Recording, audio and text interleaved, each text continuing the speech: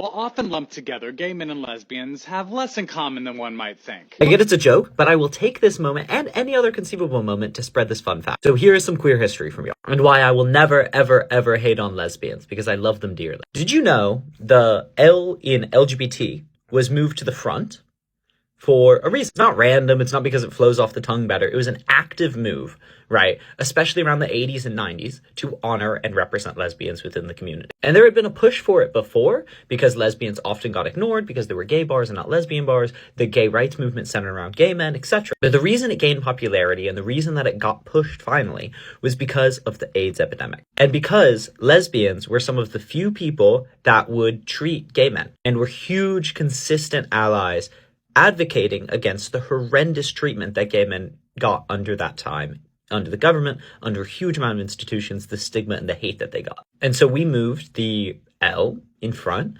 as an honor and recognition to make sure they never were left out of our community.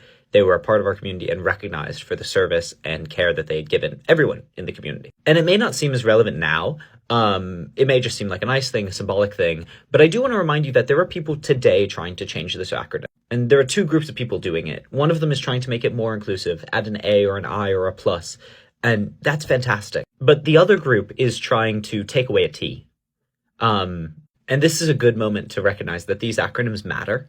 They represent things, and there's a reason they're trying to take it. It's not silly. It's not just alphabet soup, right? We use this to represent who we care about, who we respect, who we dignify, and who we're working for.